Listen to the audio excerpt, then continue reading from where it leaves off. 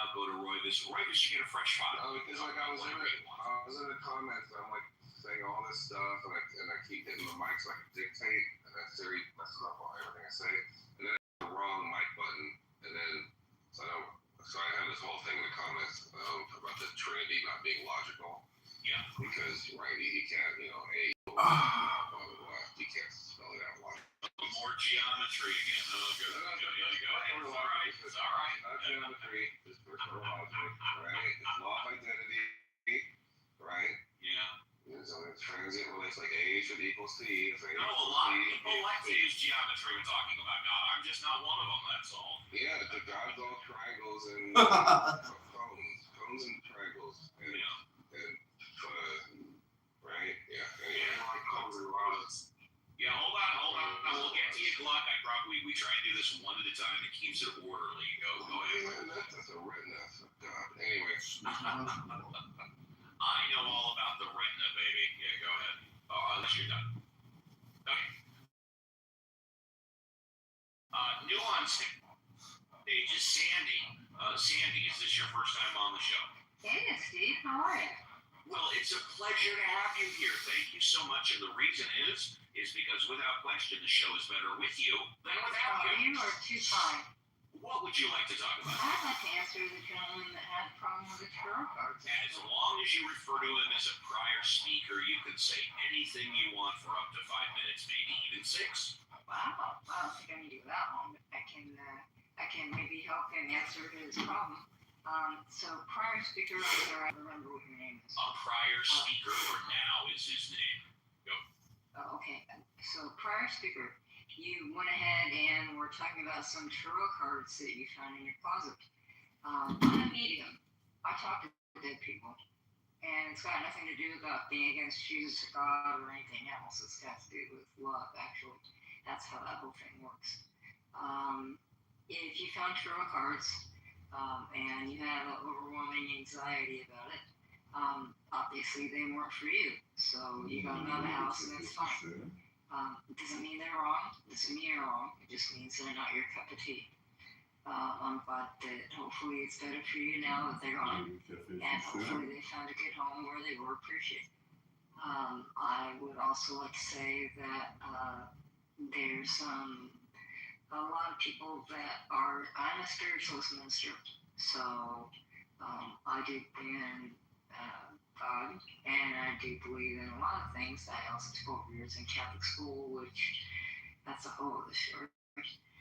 But don't think that it's such a bad thing for people that necessarily have different beliefs than you. Can't help you, and you can't learn from them. Real quick thing, I can pick up Ouija boards. I mean, over the phone if somebody's got one in the house, then I go ahead and immediately tell them to get them the hell out of the house, burn them, trash them, run over them with a car, whatever it is, just get them away. And I have sort of the same kind of experience that you do with the tarot cards I do with Ouija boards. It's just not a good thing. I'm glad that you were able to find your source of anxiety, and I wish you well. And if I can be of service in any way, please feel free to reach back out. Well, you absolutely can be of service right now. If I could ask you a couple of questions. Absolutely. Thank you. How old were you when you first started talking to dead people? Maybe a year, probably less. I come from... No. You were 1 year old? Yes, I grew up doing this. I come from 2 lines of people who do this. Okay, now I find that fascinating, and let me tell you why. My earliest memory in life was 4 and a half, when I was 4 and a half years old. My next is 6. I find that most people can't remember earlier than 3 and a half or 4, yet you remember being 1 year old. No, I don't remember. My parents told me.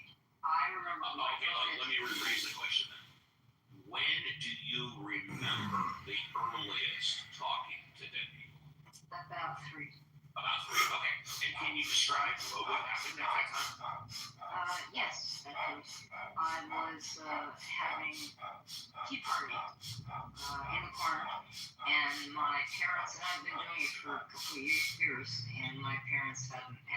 I've been doing it a couple years, I'm 3 years old. He said when you were 3 years old. No, with like blocks and things. I was a big kid. Building blocks and stuff. Right. Okay, go ahead. Yeah, go ahead. Playing. Yeah. So I was playing, Tea Party with this imaginary person, if you will. Yeah. And I spent all afternoon doing it. So I was at the dinner table with my parents, and it was a class table. And my parents made the offhand comment while we were sitting there eating dinner. Oh, so we saw that you were having, your tea party with your imaginary friends. Who were they? Or who was it? And I gave them a name, and now my parents knew most likely I probably was going to inherit this because I come from a long line on the sides of Do my you feel family. comfortable giving us the first name of your imaginary friend, just so I don't say it or whatever? No, well, you can call him Bob. Fine, Bob. Okay, go ahead. We'll just call him Bob. Yeah, go ahead. Go. So both sides of my family had done with the police, lots of people. So they knew that there was most likely a chance I was going to do this. Did you eventually help police find missing people? I have not gotten there yet. I've been asked. It's not something that I do, but I'm not going to rule it out in the future. And how long did Bob, or whatever that, we'll just say Bob, how long did Bob stay in your life, or is Bob still in your life today? Bob still pops in my life. What had happened was I was at the dinner table and explained to them what Bob looked like, gave them a name. Both my parents' forks and knives dropped on the glass table. It turned out, and now mind you, we had no family pictures up, we had no scrapbooks, we had nothing. It was my great-great-grandfather. So that's who it was. So they were like, oh shit, now she's got it. So they dropped me into Catholic school, and I spent 12 years in Catholic school arguing and being beaten by nuns and priests for 12 years. That was sort of like a punishment to you from your parents? No, not at all. They wanted me to have a good education, but they were hoping that maybe the Catholic school would override my natural sense of seeing and dealing with the other side. And It didn't. no, I hear you. So in regards to your, I'm just going to call it, for lack of better words, higher power. How is your higher power being used today? I mean, you said I'll paraphrase, you're like a medium that helps other people speak to the deceased. I am a medium, I'm a psychic medium, and people talk to the other side. I actually have a room here on Clubhouse Okay, so 4 and 6:30. so I'm recording I read for for free to people who are in There you need. go. Would you like to tell us the Listen, I name? won't Would you like to this. post the link in the group saying chat? You're more than schizophrenic, welcome to stupid do that people if you listen want. all the time. I We can. got cameras forward and back. We got Mr. Clown watching. And anybody's welcome to Wish I come. could get over. Do you feel comfortable saying the name of the Job room for right kindness. now, or do you want to wait? It's Todd and Sandy. Todd is a very gifted gentleman, and he reads cards. And then after he's done with his reading, then I go ahead and give messages. If there are messages, I don't edit, I don't delete, I don't make stuff up. If I get something, I get something. And if I don't, I don't. That is amazing. If you would post the link in the group chat, I would appreciate that. Thank you. Thank you. Absolutely. Go ahead and go on mute. Feel free to stay on stage. If you're on stage, we will absolutely come back to you before the end of the show. If you could go on mute, that would be amazing. That'd be great, Steve. Thank you so much for your time. Absolutely. Thank you. And if you're in the audience and want to come up and talk about whatever you want, that would be great.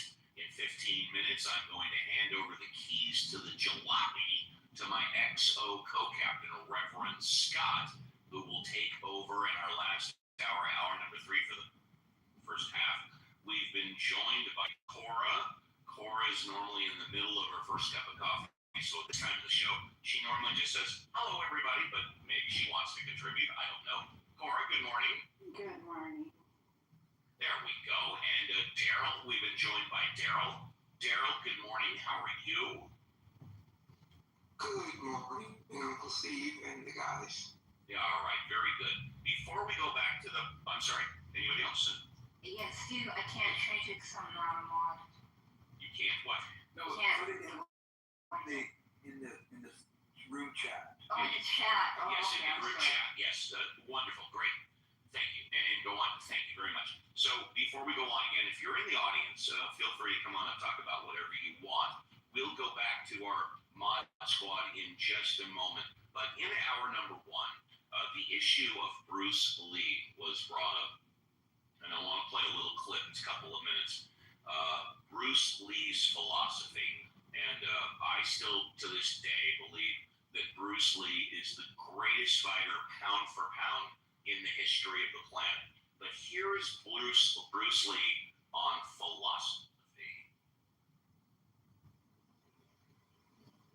I mean, it might sound too philosophical, but it's acting, or acting, unacting. You've lost me. I have. So what I'm saying, actually, you see, I mean, it's a combination of both. I mean, here it is the natural instinct, and here is control.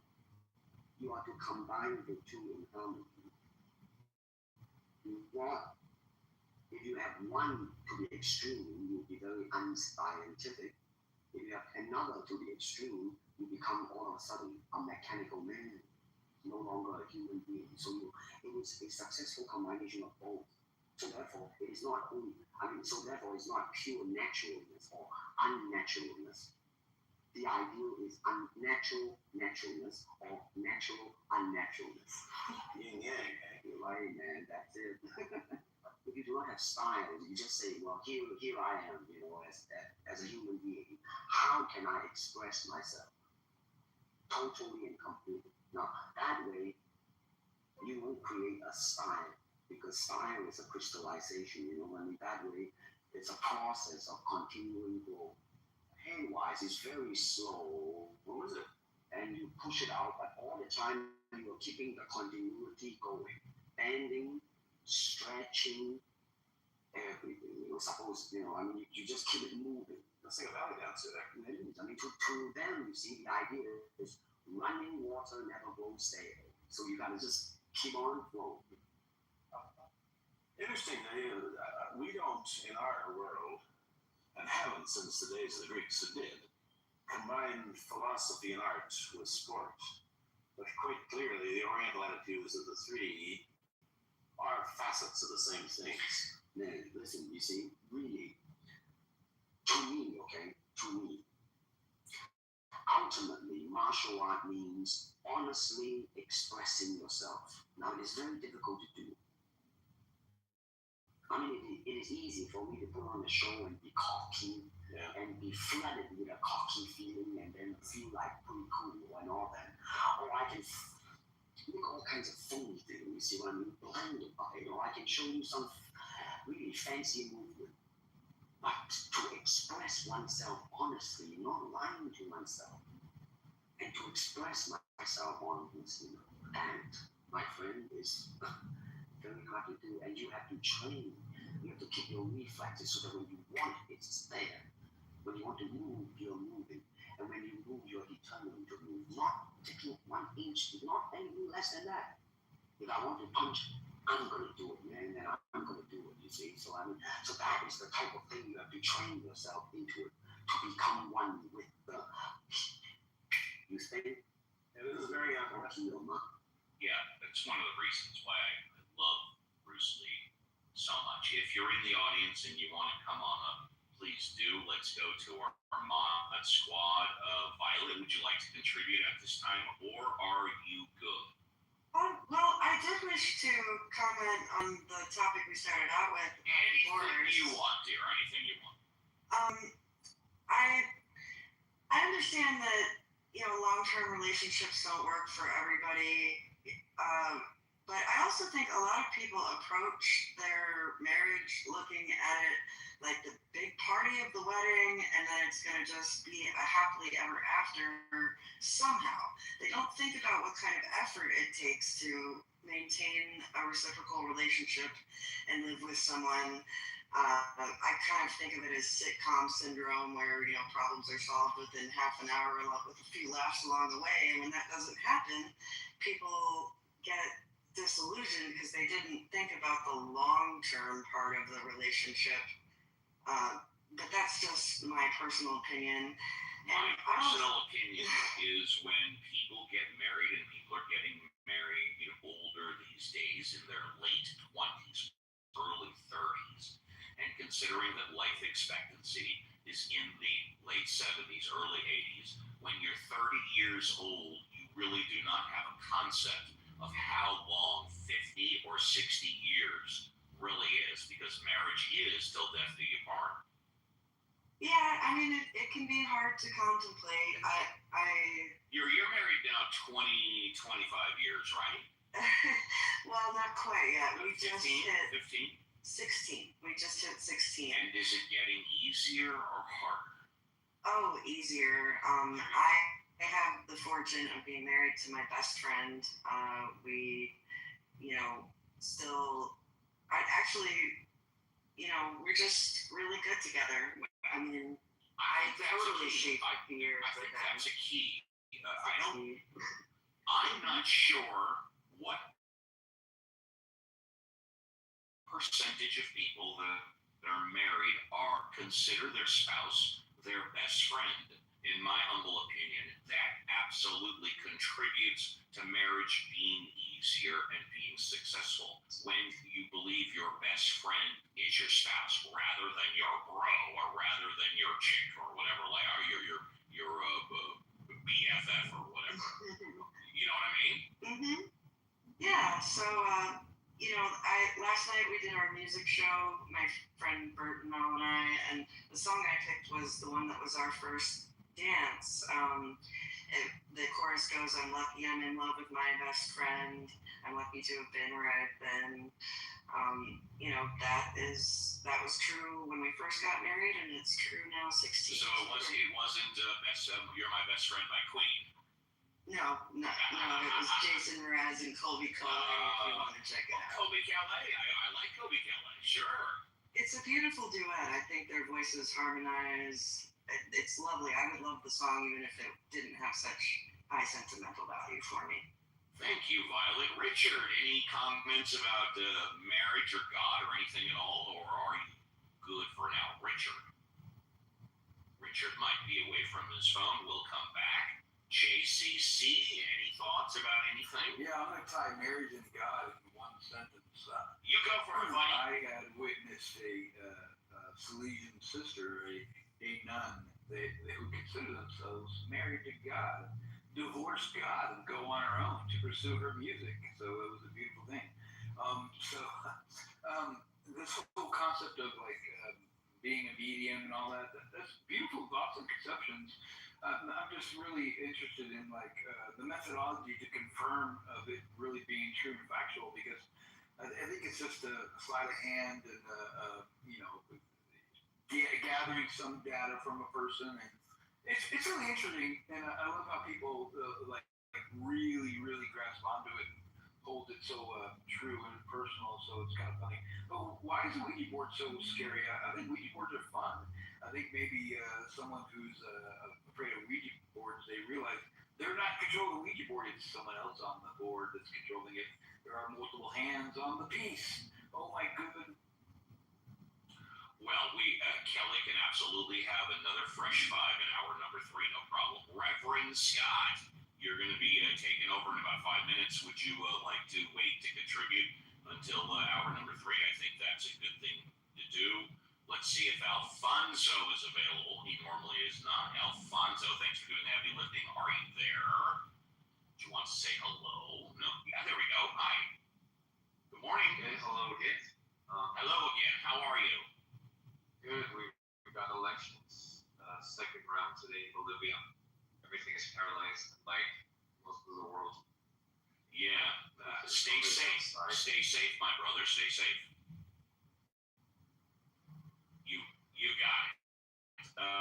Daryl, would you like to contribute, or are you good? Daryl, I know I passed on Cora because she's still waking up. Yeah.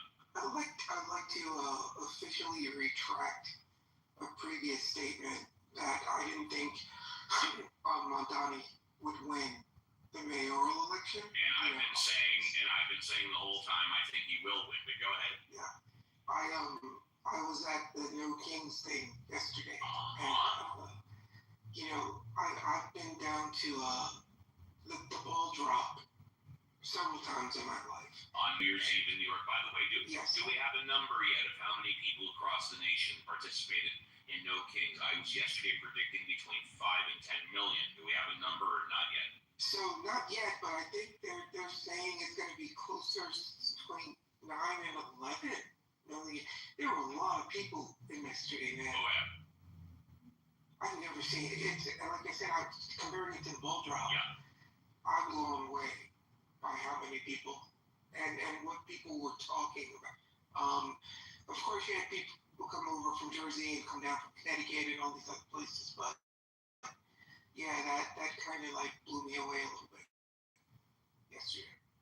All right. And let's see. We got about 3 minutes till the break. In the United States and other Western nations, religious affiliation and church attendance continues to decline, and the institutional consequences are significant.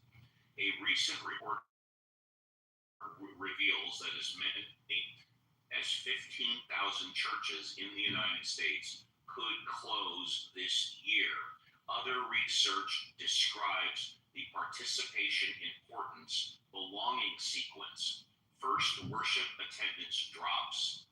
The importance of religion in life declines. And finally, formal affiliation, belonging wanes. Congregations may face financial staffing and missionary challenges as membership becomes thinner and community ties loosen. For rural or remote areas, church closures could mean loss not only of worship space, but of social services, often tied to local churches, food banks, childcare, community gatherings. Pastoral leadership may need to rethink what it means to church in a time of fewer participants, alternative gathering methods, digital ministry, partnerships may be more necessary than ever. And since we're still in, day 19 of a government shutdown, people who are relying on food, aid, medicine in the United States, both by churches as well as governments, is going to start to really become an issue. We've talked on the show before about nuns, not NUNS, but NONES. The nuns are the greatest increasing part of society when it comes to religion, in that people are not attending church as much. People are leaving their affiliation with a particular sect. And although they still believe in God, nobody is saying they don't. They still believe in God or some type of unidentifiable higher power. They are becoming nuns, NONES, non-affiliation. But you know what? Potentially, maybe only God knows. Don't go away. We'll be right back with the Reverend who ministers our flock, Reverend Scott.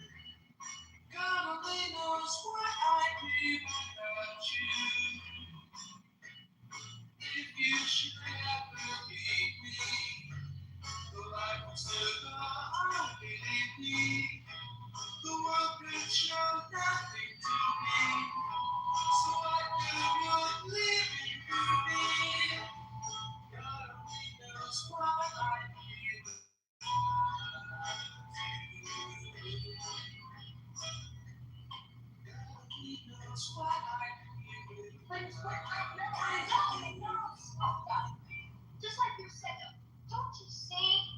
If you're the voice, you're the voice you were waiting for. You go nuts. Yeah, you make me nuts. Everybody just relax for a second. There's no such thing as an Uncle Steve. That is an alien parasite. But I've known my whole life. No, you haven't, Jerry. These telepathic little bastards, they invent themselves in memories and then they use those to multiply and spread out to take over planets. It's disgusting. Steve wasn't real. He's a real piece of shit. He's a big one. They probably tracked it in last week on the bottom of their shoe or on a piece of alien fruit. Someone? Get off the high road, Summer. We all got pink eye because you won't stop texting on the toilet. Look, Uncle Steve taught me how to ride a bike. No, Steve put that memory in your brain so he can live in your house, eat your food, and multiply. You can be infested with these things, so we gotta keep an eye on very zany, wacky characters that pop up. Ooh, whatever you want, Rick. We're here to help. Thanks, Mr. Poopy Butthole. Reverend Scott. Uncle Steve, what a show. Oh my goodness, what a great show. You know, we're only talking about God, geometry, music. We're talking about stripper karaoke as always. I'm talking. You know, it didn't come up today. What didn't come up, despite the divorce, was the lifestyle. Reverend Scott, Cora's getting tired of talking about that or get listening to it. She doesn't talk about you listening. I just like to remind people of your days, you know, out there. Reverend, that was another, I was going to say another lifestyle. That was another Uncle Steve. That was 20 years ago. I am a different person now. Well, you know what? You're still the same lovable. Anyways, here are the keys to the jalopy. I'm stepping out of the captain's chair. XO, co-captain. Let's Keep it straight and true. Wait, where's my cocaine straw? Come on, let's keep some decorum here. Before I go to the crowd here, I want to say I was at the King's Day in Philadelphia, and yeah, it was a big crowd, and Republicans had some thoughts on No King's Day. The Republicans are saying this is not No King's Day. They said this is Hate America Day. Yeah, we're talking liberals hate America. That's what they think. Yeah, if you won't stop assembling freely and speaking freely, we're going to send our masked, unaccountable secret police to arrest you, as America should do.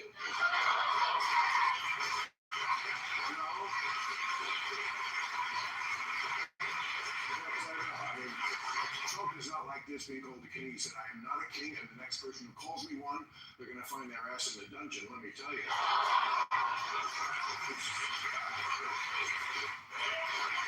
He denied it. He said, I am not a king. I have no intention of becoming a king, but if some country wants to donate a gold crown, I'm not going to say no. There we go, friends. No King's Day. I was there. Chinga! Let's go to Chinga, my friend. Chinga always got interesting things to say. Chinga, would you like a fresh fry, my friend? No, nothing to Before you give me the cue, this is I hear you, Double. Don't worry. We'll get to you, buddy. We'll get to I'm you. just up here to be the twin to Royvis. I love it. I love it, Chinga. It's always great to see you. Let's go to Gluck U. Gluck U, welcome to the stage. Would you like a fresh five, my friend?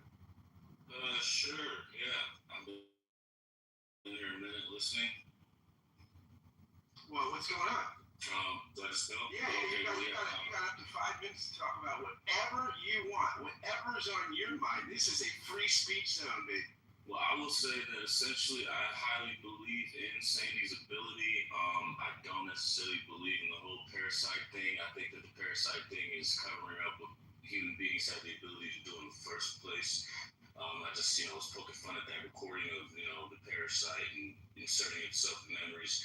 I definitely believe in that ability because it's actually based off of the science that I'm looking into.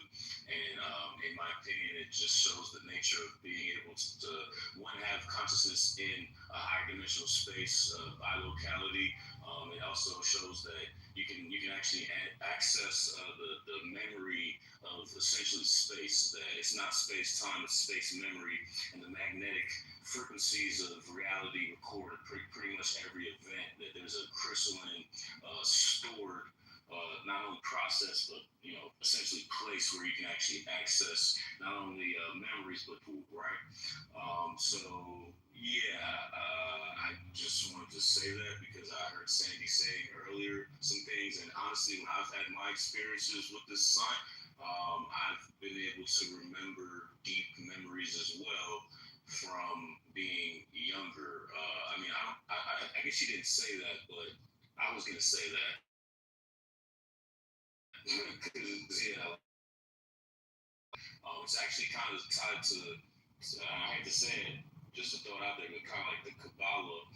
A lot of these Gnostic religions are tied to understanding this type of framework. And it's really, in my opinion, what they try to hide from people so that they don't believe in it. Because if we found out that you could access, past people's consciousness, or it would get weird really really quickly. I don't Like I said, I don't think it's some negative entity that is controlling things. I think there's truly an ability to access your loved ones even after they're gone. So yeah.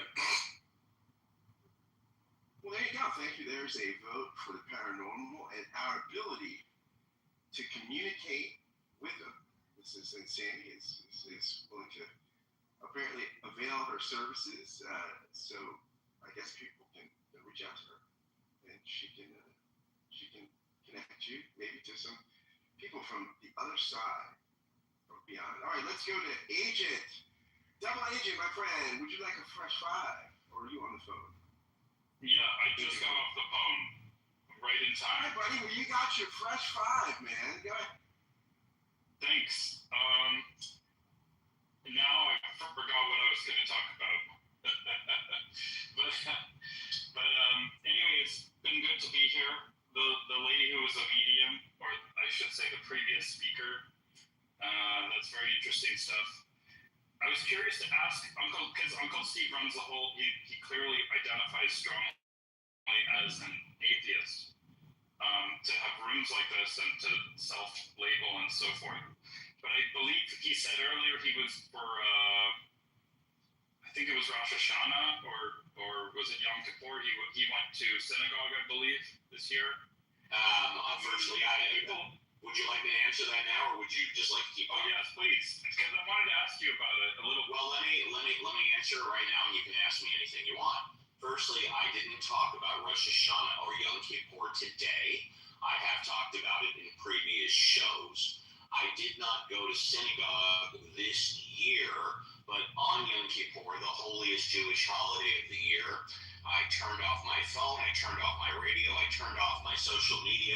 I went into the basement, metaphorically speaking, and I was deep in thought about forgiving myself for the bad treatment I have caused others for the past year. But no, I was not in synagogue, but I did not work, and I turned everything.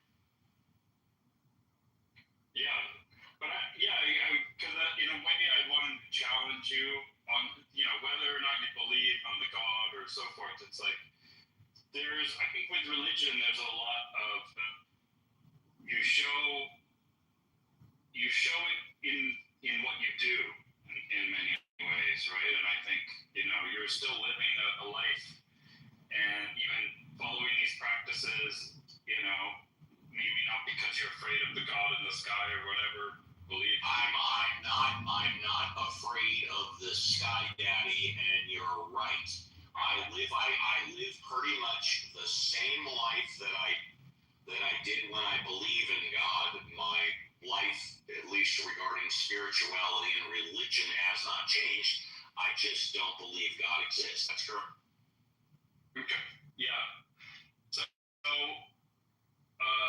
anyway, it's just interesting to note. I just wanted to reflect that back to you, Uncle Steve, that maybe we it's not just about sort of our intellectual sense of the world or conclusions about the world. Sometimes there's something much deeper, and even the medium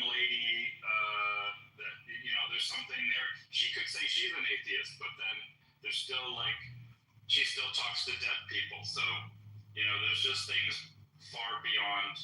At the end of the day, we all have to answer the question, or at least wonder the question, like, why are we here at all? There's clearly something that we can all observe that, where did it come from?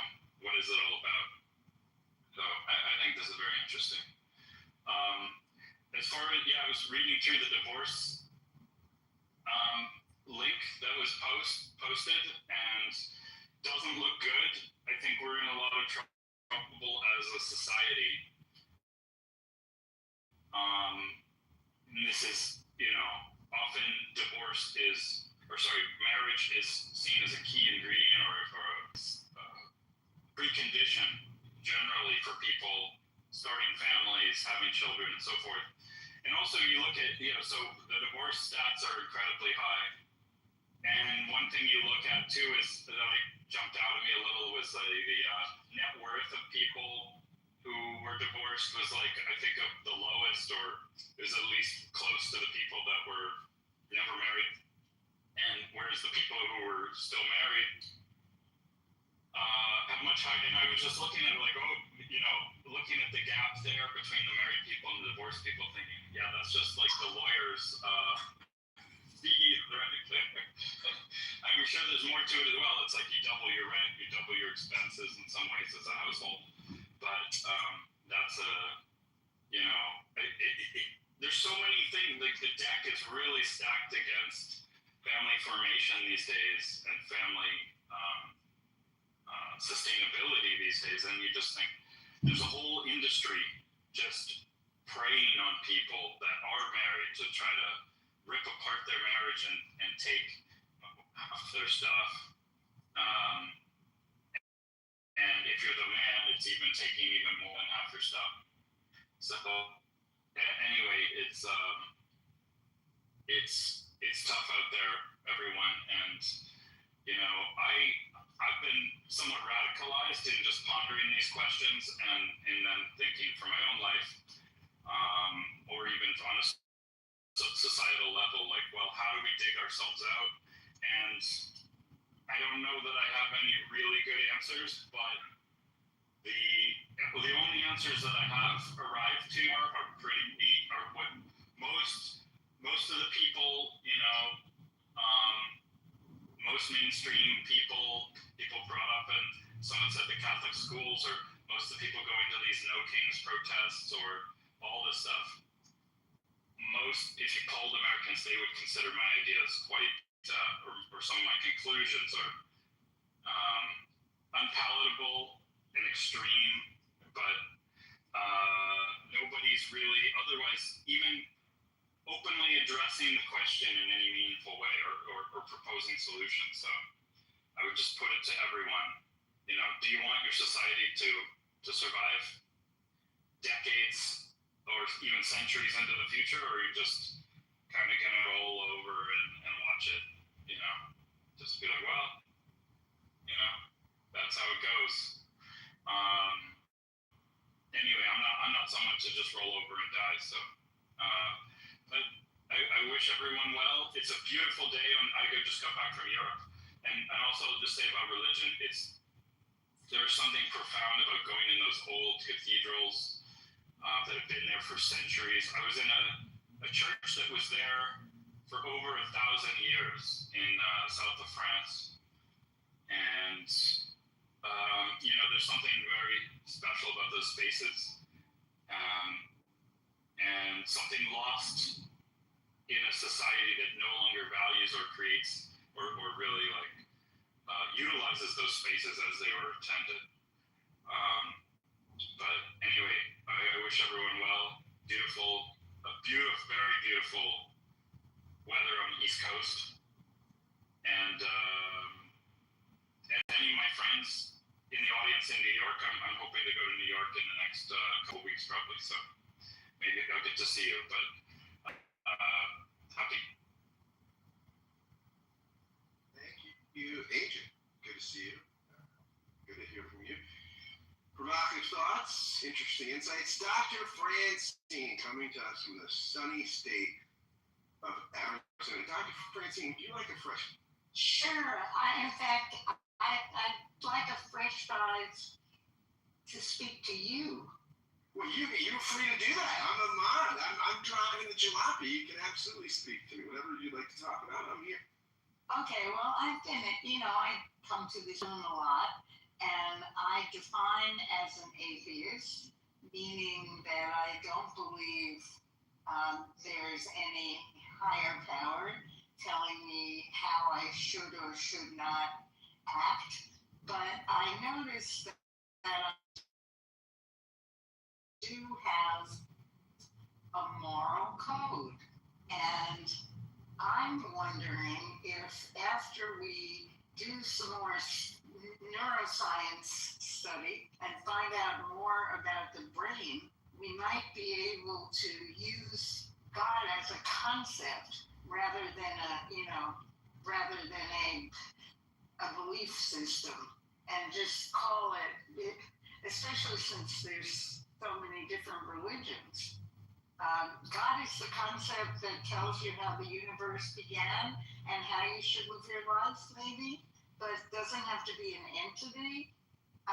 Yeah, JCC, morality is subjective. But I guess I have always felt that if you want to live a moral life, whatever you think a moral life is, you can do it with or without God, with or without religion, with or without all these trappings. And I often find that people who have the most trappings around their religious observances are not necessarily the most, how should I say it, because this too is I don't know, Scott, you studied divinity and I didn't. And I'm curious what you learned when you studied that makes you so sure that God is actually something or someone. Well, that's a great question. Okay, look, so I think, first of all, I love what you said about religion, the trappings of religion, because there's this great old adage that you can't make the English moral and you can't make the English religious and you can't make the Irish moral.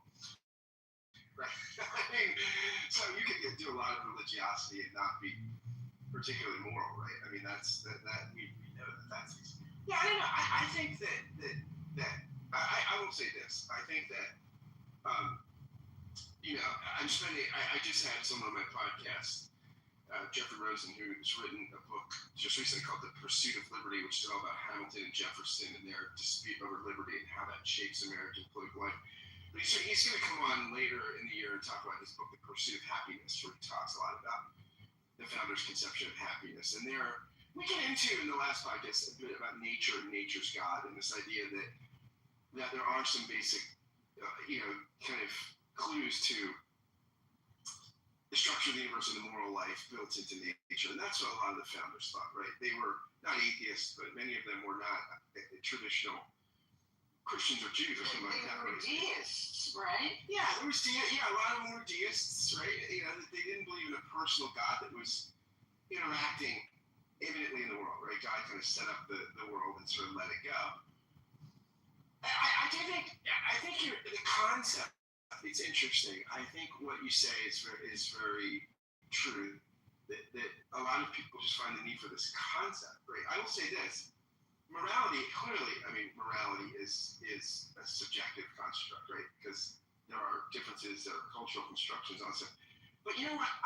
I will say most people, when they're in a moral dispute, don't talk about it like it's subjective, right? When you are wronged morally and you feel that way, right? You don't say, hey, look, this is just a subjective perception.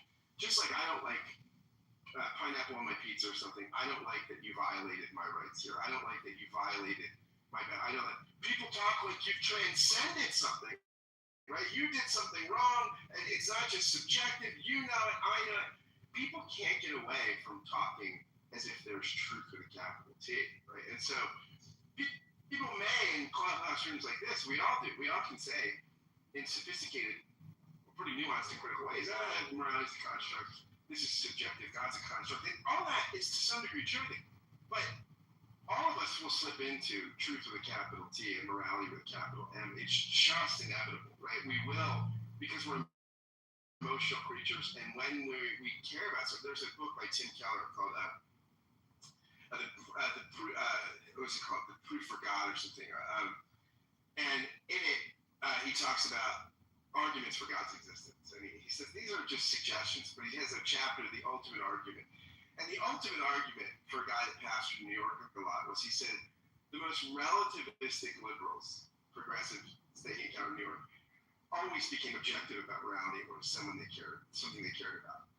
Whether it was female circumcision or this kind of human right or something, that all of a sudden morality was not a construct, and they sounded like a fundamentalist, as if the laws that they were talking about were not just cultural constructions, they were handed down by some transcendent reality, and they were truth with a capital T. We just can't get away from that emotionally. And so I don't know what that means, right? But I mean, I think it's interesting, Dr. Frenton. Have you ever taken a course in neuroscience? Because that's what's bugging me. You know, it's like, I just took a class, I think I might have said this in another room, but MIT puts its courseware up on the internet for nothing, and you can take any course you want. And I just finished a course called Cognitive Neuroscience, and the person who taught it is awesome. And she's happens to be a woman, but the person who taught it is really awesome, and she taught us a lot about how the brain works.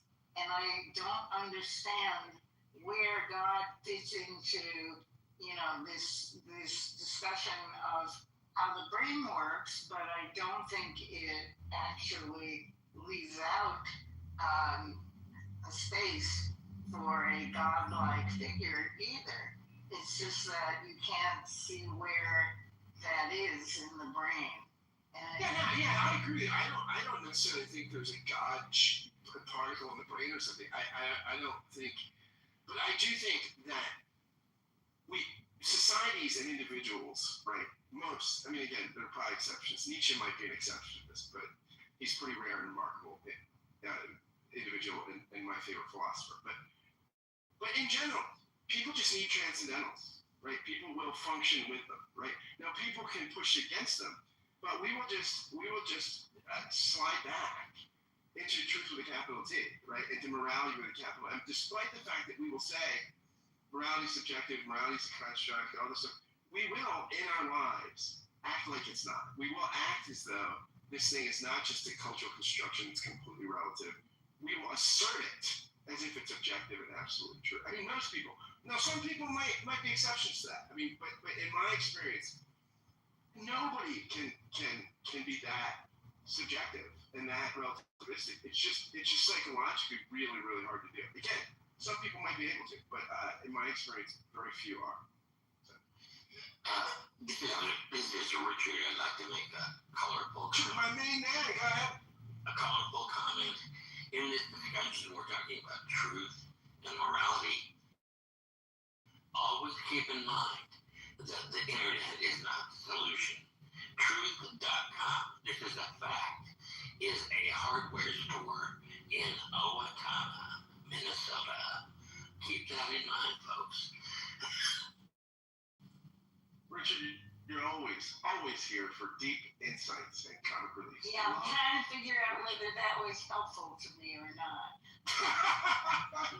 If I still have, I know Richard's a very intelligent guy, but here's another thing. You know, a lot of you know Ed Nussbaum. He was my business partner and my best friend. He died 2 weeks ago. And so when sorry for your loss, Dr. Fritz.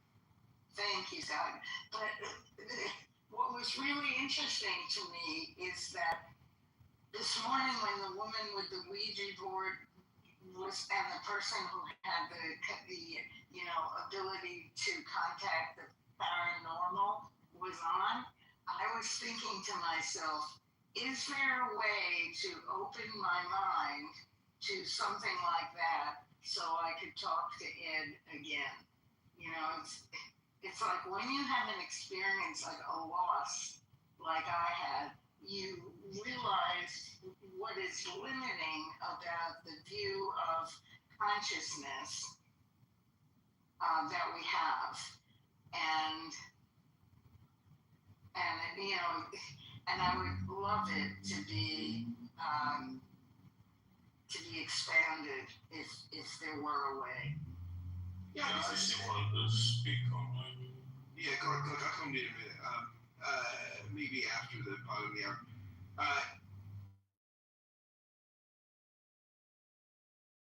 Out from the New York Times, his book "Belief: Why Everyone Should Be Religious." He makes a lot of these kinds of experiences, right? Of these supernatural experiences with the dead, with other sorts of things that but you know, I mean, again, the world is a really mysterious place. Thanks, Dr. Francine. I want to go to candidate for Congress, John Kitover. John, would you like a fresh five? How are you doing fresh from the campaign trail? What do you got? I'm doing great. I'd like to discuss the campaign for a minute and then just read up for 60 seconds. You can read for 60 seconds. Yeah, we have that rule. Yeah. So in terms of the campaign, another 100 signatures this weekend. Paying $1 signature, really motivated individual who absolutely does not want to see Democrats in power ever again. And they're not even concerned about my opponent or my politics. They're absolutely disgusted and despise Democrats. And so they're doing whatever they can politically. The reason of their motivation is Trump, amongst other things. And especially in the No Kings Day protests, we got a lot of signatures. A lot of people are disgusted with the clownish behavior of these Democrats at the No Kings protests. Just a bunch of sheep zombies with no original thoughts, just totally conditioned and brainwashed to do what their masters at MSNBC and other media outlets tell them to do through all their social media channels and on the television. But anyways, I know there's a bunch How of would you know that? Oh, this is my 60 seconds. Yeah, let's I'm going to read a poem about this. Let's Go ahead, Jim Fritz. I know you're one of the good ones. This is called Logos, and it's written by Aleister Crowley, my favorite poet.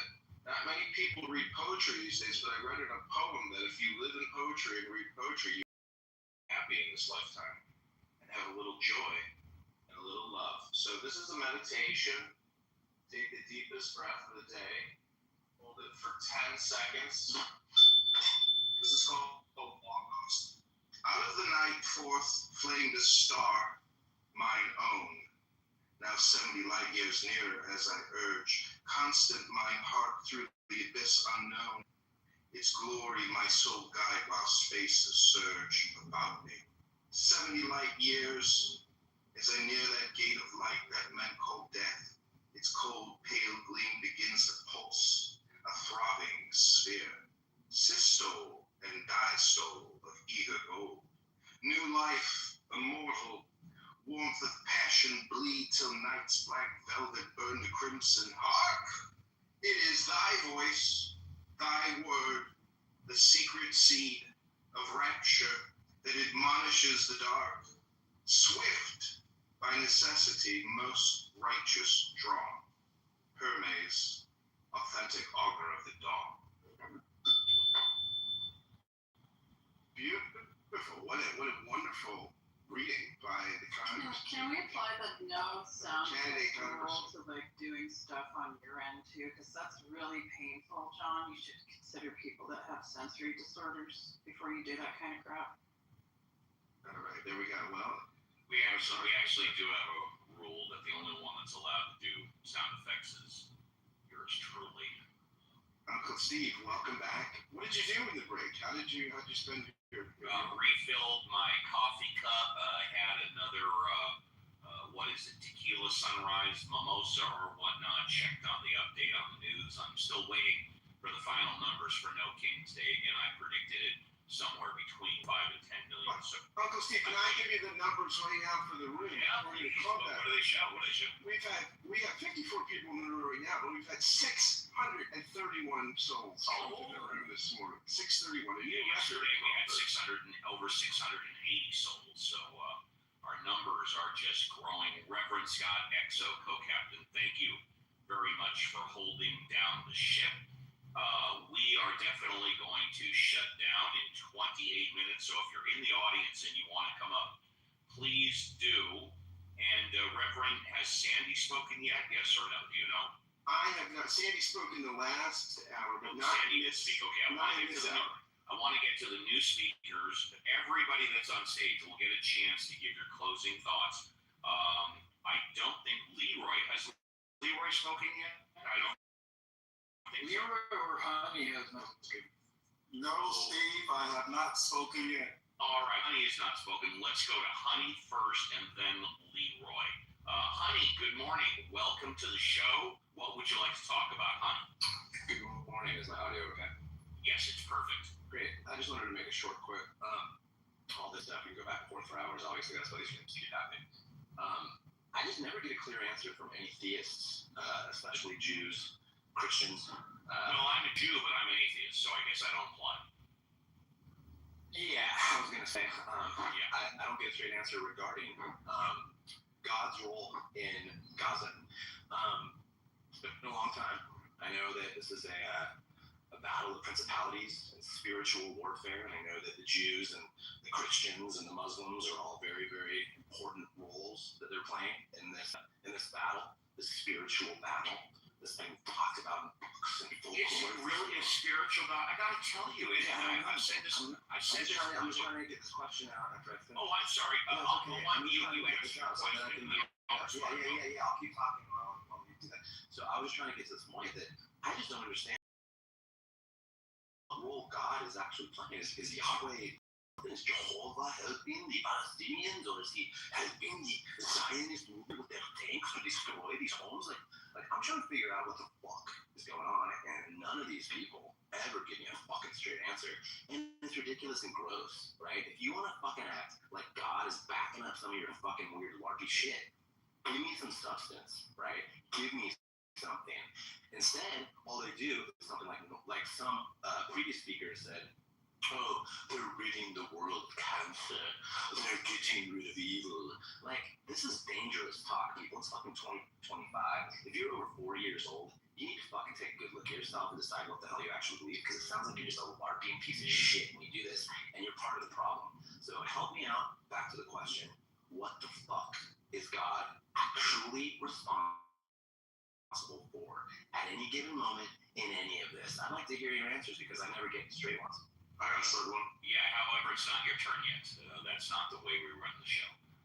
This is why the show is called Ask the Atheist with Reverend Scott and the Mod Squad. We discourage very much talk between the people directly on stage, and you just talk to the mods or myself. Hold on really quick. I gotta address this. No. Yeah. No, let me do this. Question. In the audience, someone said, Go ahead. Angry anti-Semite. You know what? Suck a dick. I'm not anti-Semitic. I fucking don't care. If you're a Jew, be a Jew. If you want to say that you believe this stuff, say it. Just say it's your opinion. Say it doesn't mean it's factual. I'm not against Jews. I'm not against Muslim people, right? There's nice Muslim people. There's nice Christian people. I used to be a Christian. I grew up around Christians.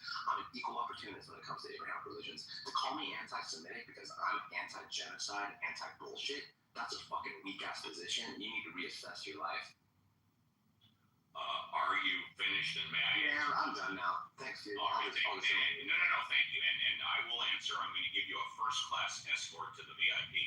Thank you very much. And now I will answer. Firstly, I'm 65, so I clearly qualify as over 40. I don't think I'm part of the problem. But that's just me. Number two, doubt. I haven't heard God being as a basis for the war. God has been a central focal point for war in the Middle East for thousands of years, but I really haven't heard God as a reason for this war. What I have heard is both sides have argued that the land belongs to them, and they've given different reasons why the land belongs to them. I believe the strongest reason that the Palestinians have used, and you can correct me if I'm wrong, is that they claim it was Palestine, and that's why they're called Palestinians, and it belongs to them. Israel, of course, use that I find the most compelling reason is that the land has belonged to them since World War II. And by the way, except for the United States, which has been around for almost 250 years, the land that is considered Israel. And by the way, I am a Zionist. Let's just point that out right then and there. I believe that Israel is entitled to that land, amongst other things, because of World War II. And if people in Gaza want to have their own two-state solution or call their own country Palestine, I'm fine with that, as long as it does not go inside the current established Israeli borders. But when it comes to this war, I haven't heard God mention hardly at all. It doesn't seem to be a big compelling factor. But to me, what I hear mostly is that the land belongs to them for a whole slew of other reasons besides God. But maybe I'm not hearing a complete story. And with that, I think Leroy was next. I think. Yes? Yes, Steve. Yes, how are you? Hi, good morning. Welcome to the show. What would you like to talk about? I think I have an answer for what God is responsible for. You mean in regards to the war or everything else? In regards to the idea that God is responsible for anything, right? Please, I'd love to hear it. I'm going to do it in a poem, and I'm going to do it as a poem. Here it goes. As long as it's less than 60 seconds, I have no problem with that. It sure is.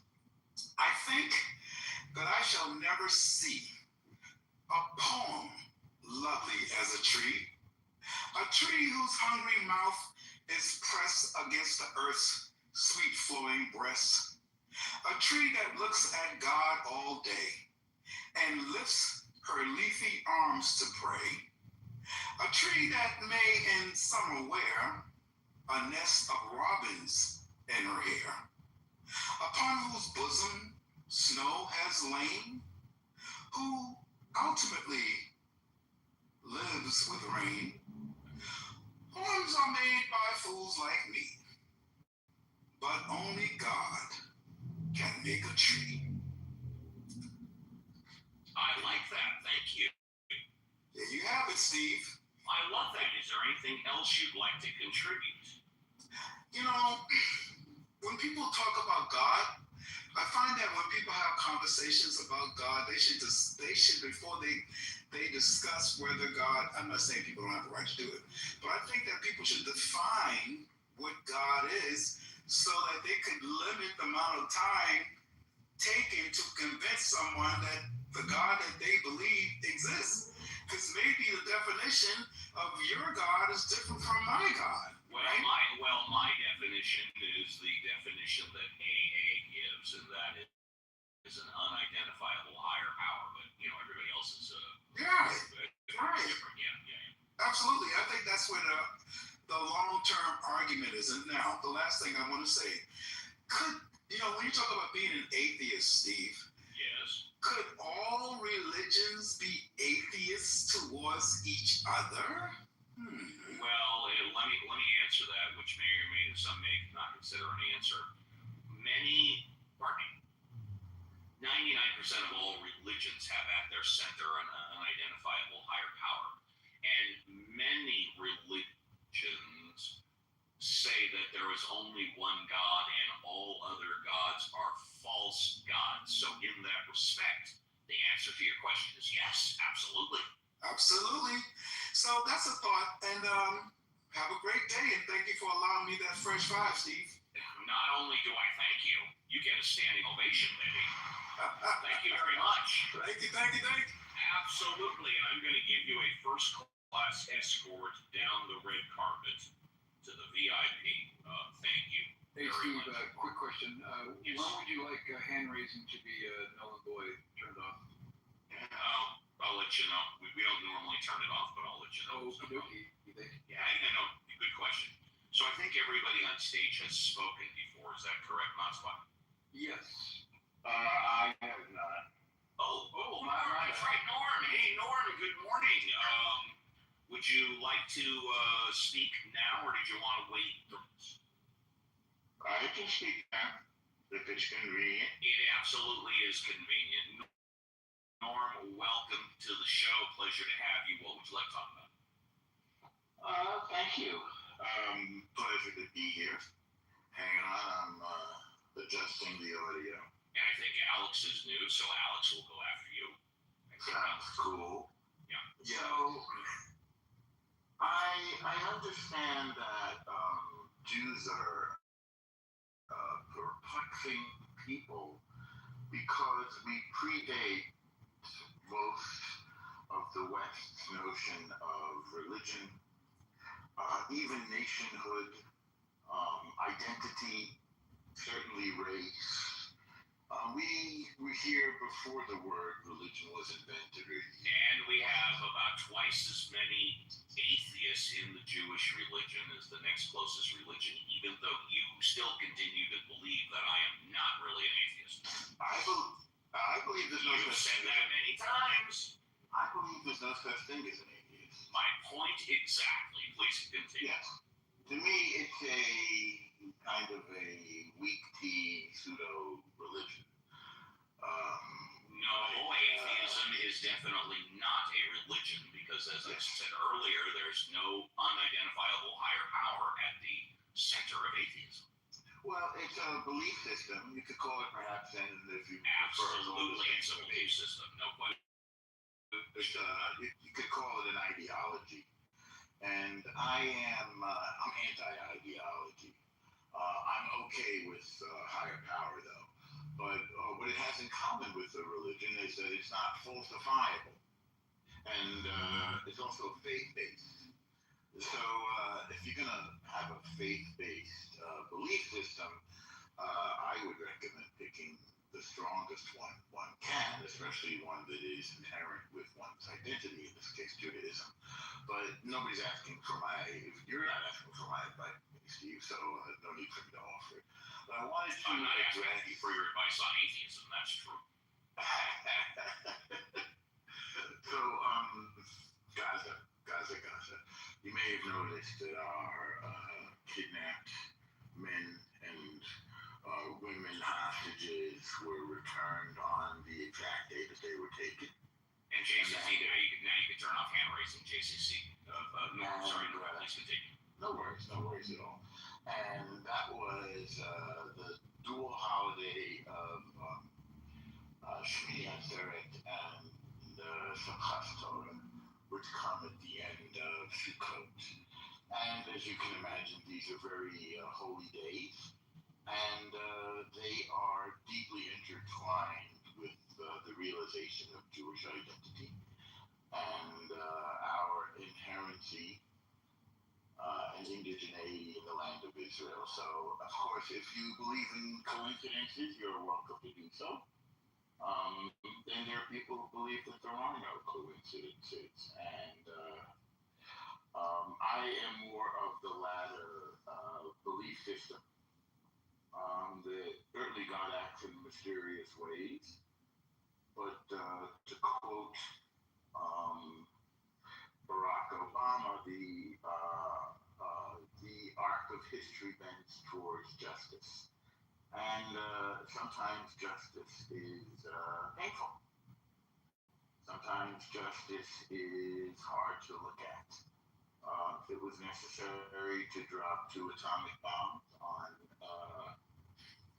Japan, the imperial religious empire of Japan, in order to end their genocide of the Koreans, Chinese, Filipinos, and other Asians. It was one of the worst genocides seen in human history. And it has been necessary to drop bombs on Hamas and their adherents and on their cities in order to stop their genocide, which we put into words and put into writing at times. It is easy to forget that the Gazans came heavily armed into a peaceful area, an area filled with peaceniks and kids dancing in a festival, and they raped, they mutilated, they beheaded,